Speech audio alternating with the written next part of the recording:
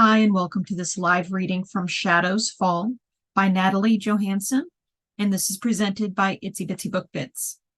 Chapter 1. The air here was dry and cold. The low rolling hills, sand dunes, and red dirt of the southern territories were such a different sight from the mountains and forests King Micah Ellsworth was used to. It'd been a long, hard march from the castle in the north to the south, but after the invasion, he'd had no choice. He could handle skirmishes along the border. Those he could have dealt with using a small contingency of men, but raiding his villages and marching an armed force into the heart of his country? No, King Micah could not allow that. Men shouting and the clang of swords echoed across the plain. The last minor scuffles being dealt with brought his attention back to the battle before him. Too many dead, both his people and not. The bulk of his army stretched across the sands. The Antilla soldiers were at a disadvantage in numbers, but their prowess in battle nearly balanced the odds. He'd need every one of his men here to keep the advantage. The dry breeze ruffled Micah's hair, and it carried the smell of death, rotting things, mud, and blood. It made him wrinkle his nose in distaste, but he refused to cover his nose and mouth. He'd brought this destruction. He'd suffer through the consequences. In the expansive lands ahead of him, bodies lay strewn. Soldiers were working their way through the desert plains, gathering the dead and searching for the wounded.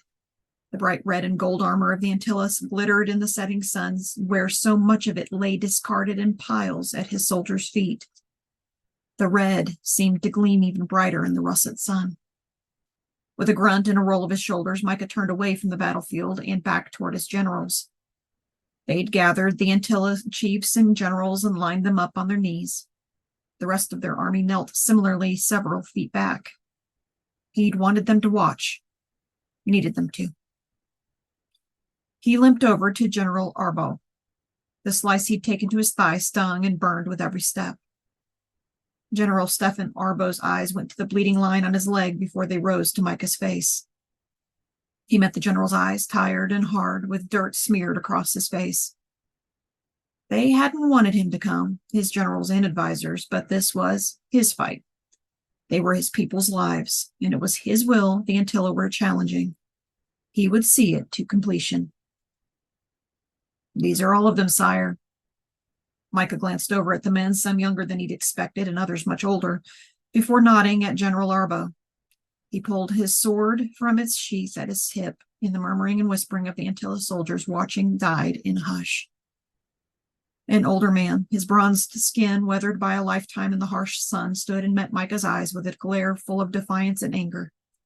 He held himself proud, tall, and moved with an air of authority the ruler and Micah recognized. Chief Tadoya, Micah addressed him, and planted the tip of his sword in the dusty earth. Where is Gerik? The soldiers had searched the camps, but there was no sign of the mage Gerik. He had been a Shademaker for decades and thought to be long dead, but when his mind was freed, he took a bleak-in body. He'd been the force behind a treasonous attempt on Micah's life earlier last year, and with the failure of that coup, had fled to the southern territories.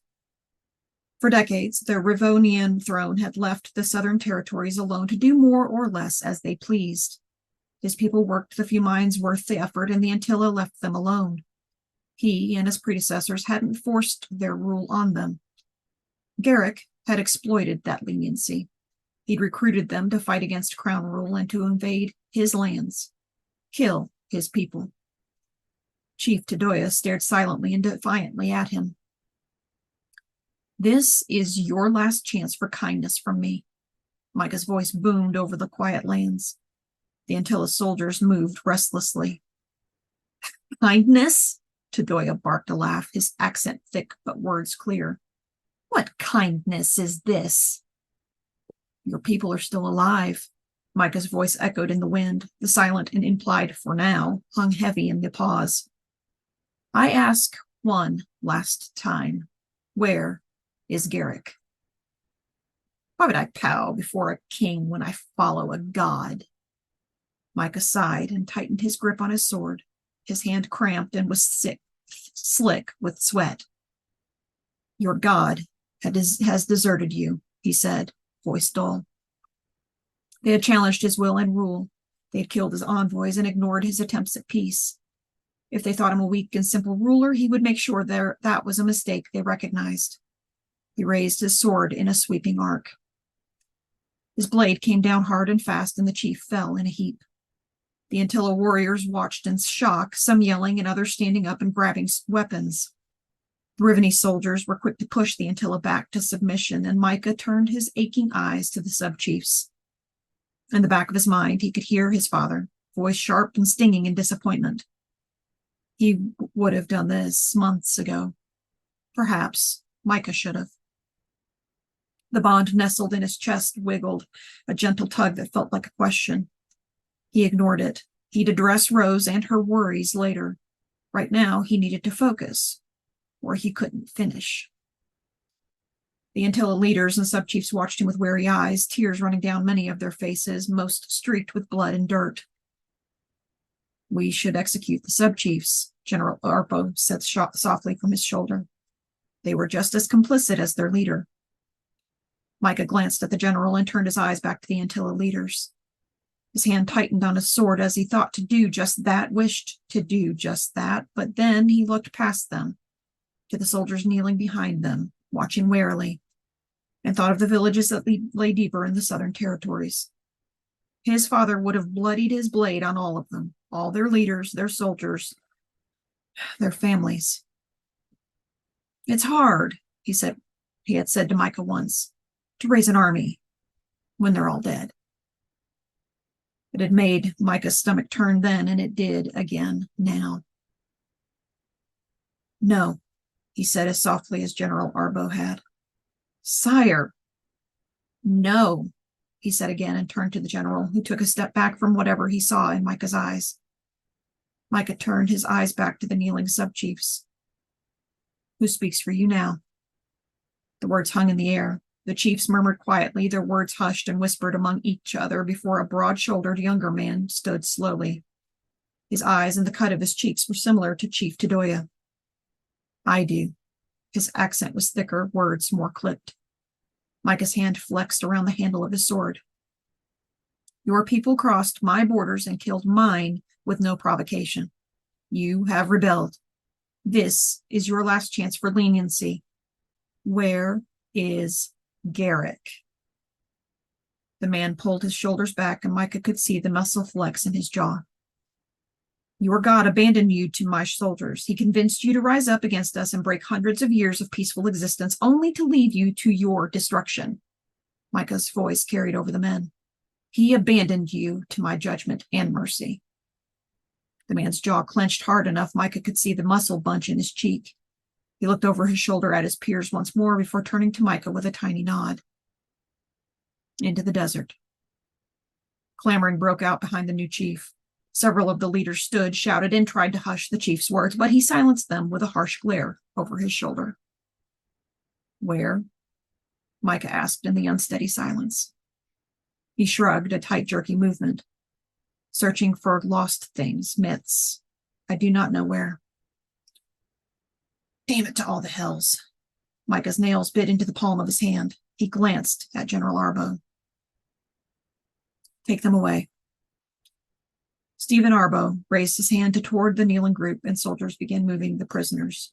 Shouting started between the Antilla and the Riveni soldiers. Wait, wait! Micah turned back to the shouting sub-chief, arms restrained by two of the Riveni soldiers. What will become of my people? The words hung in the air as the Antilla paused. The soldiers waited, and even his own generals looked to him. Nothing. I have no quarrel with your women and children and elderly, despite what you've done to mine. Despite raiding my villages and murdering my people, raping my women, the same will not happen to yours. He bit the words out, so full of fury they broke. The young chief flinched, soldiers going tight to his neck. We will question your leaders. Some will be released, and others will be imprisoned.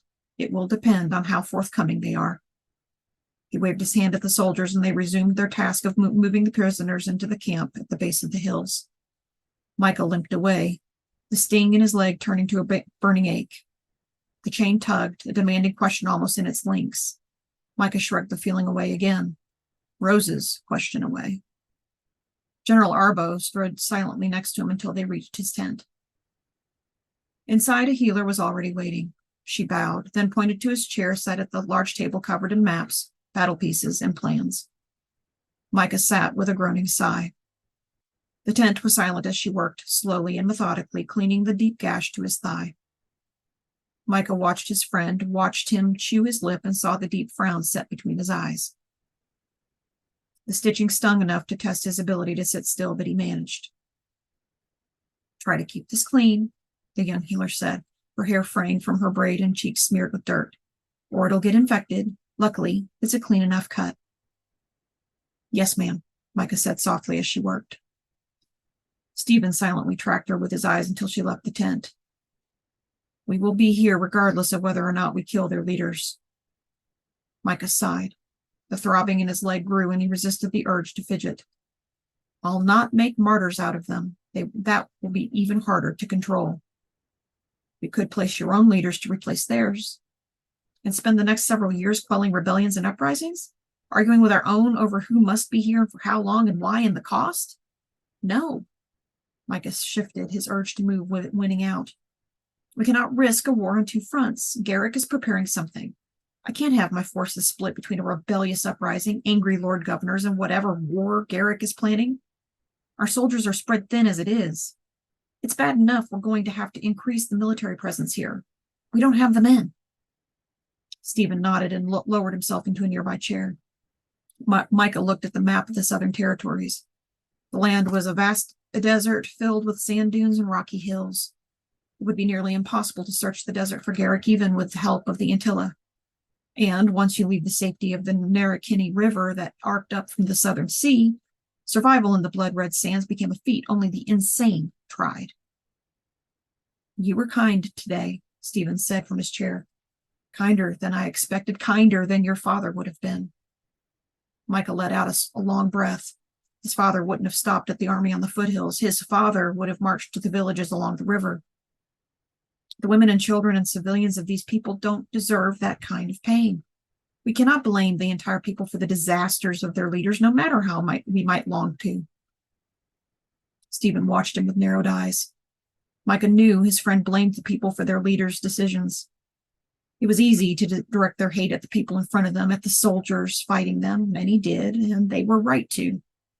Micah admitted to himself with a sigh. Even he did, he allowed himself to admit, but he couldn't afford to get bogged down in emotions and blur his reactions. He needed a rational mind, a neutral one. Perhaps, Micah said, we brought this on ourselves. We removed ourselves too much and stayed too distant. We have taken for granted that they've never risen up before. Stephen grunted. The Southern Lords will want retribution. They deserve retribution. I know, Micah rubbed his face. See to your men and get some rest. Stephen sighed and heaved himself out of the chair. Aye, sire.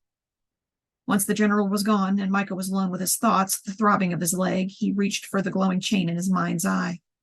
The magical connection that connected his and Rose Trewin's souls. It was still something neither of them fully understood, nor did he know how he'd created it. As her anchor, he could ground Rose when her magic threatened to overwhelm her. A title and responsibility they also didn't fully understand. Why him? He gave it a tired tug and felt Rose impatiently pull back. He could feel the distance between them, the stretch of land separating them in the bond's tautness. His chest was tight. It ached with a pressure between his shoulders he couldn't ease. He would need to return north soon, but he thought a brief detour to the Crown's forest wouldn't be a bad idea.